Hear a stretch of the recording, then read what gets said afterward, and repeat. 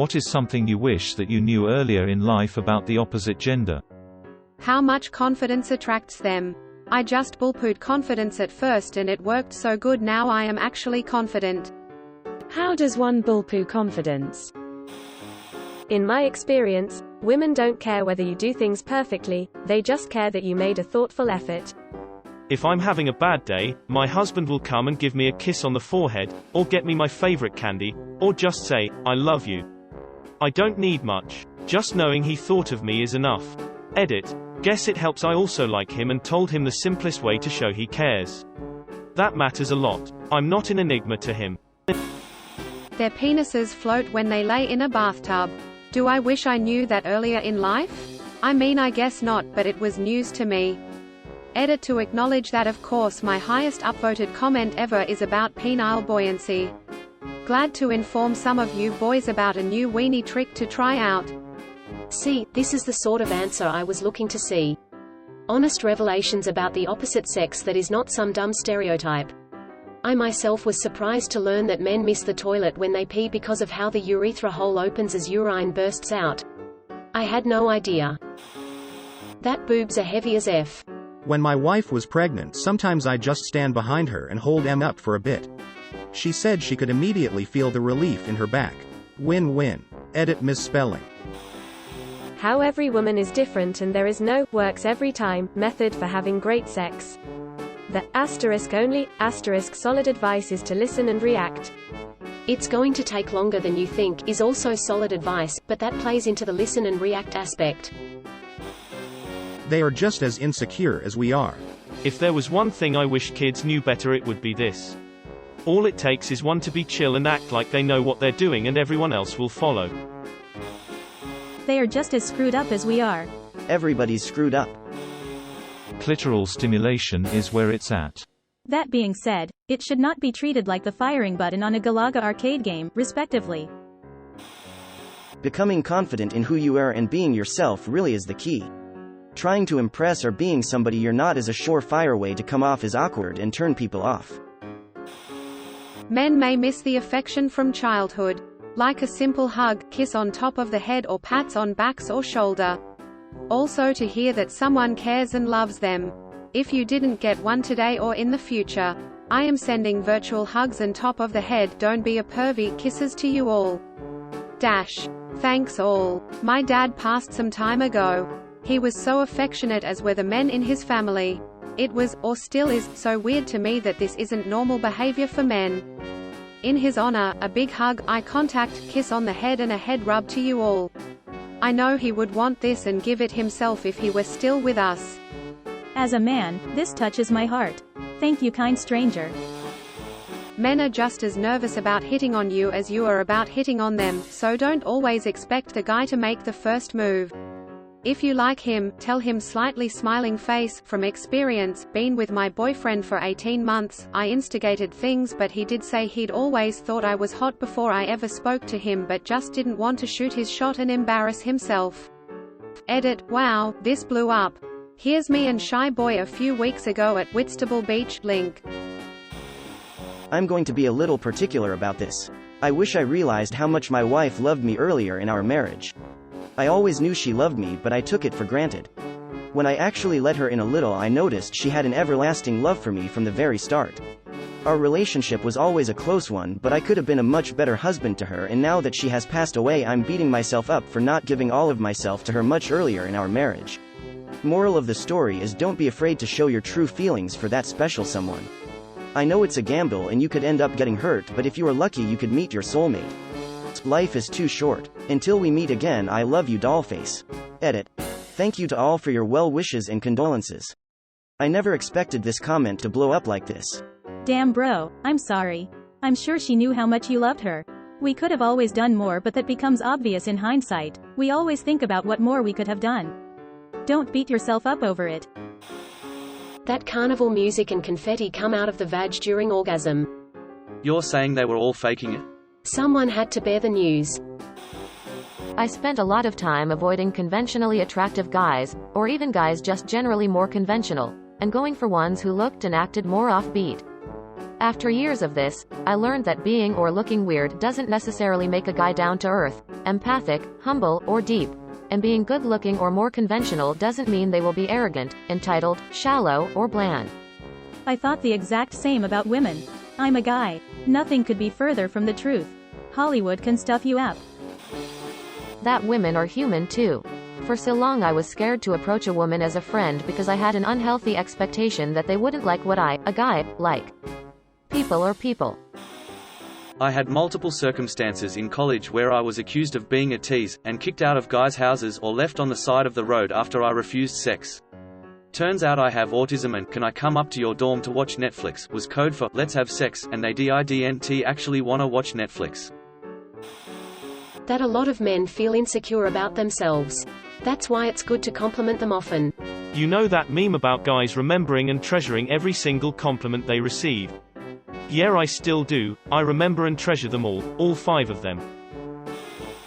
Where do girls keep their balls? Balls are located at the very center of the breasts. We store fat around them because unlike men, we will be protected from getting hit directly in the balls. It was a very cool evolutionary adaptation. I don't know why y'all got the short end of the stick. The fact that women sometimes aren't trying to fix it. There is that nail in the head skit and it's so effing accurate, but learning to ask, do you want advice or do you want me to just listen, was one of the more important things in having a good relationship. Wife, I'm so tired of this leaky faucet. Me, I'm hoping you just want me to listen. To not put them on a pedestal, but still treat them with the respect you'd want. To not be afraid of being rejected by them. To realize when they excuse why they can't go out with you, they're really almost always saying they won't go out with you. When they do want to go out with you but legit can't, they'll make time or offer alternatives. And it's not to be mean. It's because either they are trying to avoid an angry reaction or it's a misguided attempt to spare your feelings. When I would take them at face value, I ended up hanging on to false hope that kept me from moving on and even passing up other opportunities. Straight no's are much cleaner and actually hurt less in the long run. There is no secret code to making a girl to like you. No amount of niceness or favors is going to get a girl to obligate a girl to move you from the friend bucket to the boyfriend bucket if she's already written you off. So don't let yourself be used or kept in their backup plan back pocket. On your last point, this ain't a movie. If she's not attracted to you in some way, physical, personality, both, no amount of favors or compliments will get you there. Take a step back and review how much effort you're putting in versus her.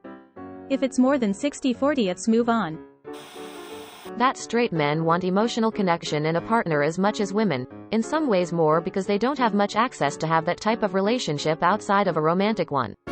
Straight guys aren't constitutionally commitment phobic. They are just like everyone else who can want to date someone for a while without wanting something more serious. That they're individuals and not some other homogeneous group. Men who claim to be advocates for women can be some of the biggest sexist assholes dealing with women one-on-one. I do not find that the amount of lip service men give to women advocacy, particularly at work, correlates with how sexist someone is or isn't. My knowledge is the same, don't know poo, and I am 25. Edit. Damn 2K upvotes first time, thanks. Don't worry about it. Knowledge is only something you can acquire at 26 and up. Men are not always up for sex at the drop of a hat. Sometimes you need to work 'em up. I always assumed they were just raring to go all the time, and I got sad and rejected and took it personally if they weren't in the mood. Men are people too, and it needs to be taught more. Edit. As one kind Redditor pointed out, actually two, but one said it sounded pushy, and they're right. Sometimes men just aren't in the mood, and no amount of working up will change that. We need to respect the word no from both genders. Edit 2. All genders, not both. Sorry everyone, I'm still trying to unlearn a lot of old behavior. Greater than men are people too.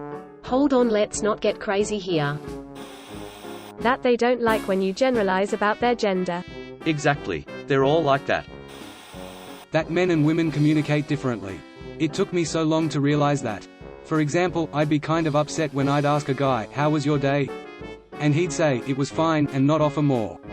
I thought it meant he didn't want to talk and that I should stop asking.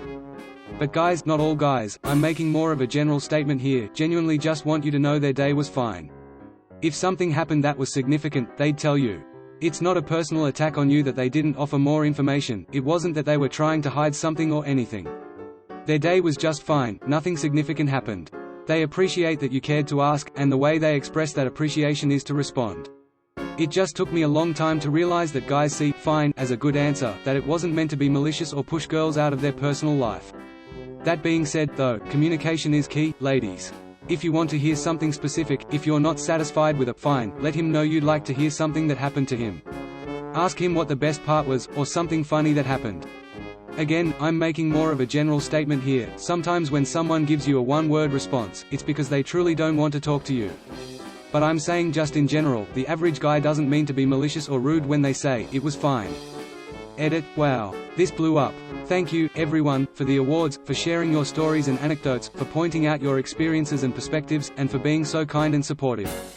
Thank you to those who mentioned that they'd never considered this and learned something new, too. That makes me feel so nice. I wish you all the best of luck in your future communication endeavors. Thank you all again. Girl. Would you like to come upstairs for a coffee? George. Nah, thanks. I can't drink coffee late at night, it keeps me up. I thought girls were as sex-crazed as boys were, but they just weren't into me. Now in my mid-40s and my wife on testosterone has opened her eyes to a little of what it's like being a man. Iodine monosulfide. Hilarious. My wife is not on steroids. She was gaining weight, depressed, etc. Her T levels were literally undetectable. She was brought back up to a little higher than normal for a woman her age. And the change had some pretty humorous effects. Did she get a raging, rock-solid boner for no reason that wouldn't go away, no matter how much she flexed her thighs? Pretty much. But without the physical member. Thank you for watching. We upload new videos every day, so be sure to come back for more fun. Please consider liking and subscribing if you enjoyed the video.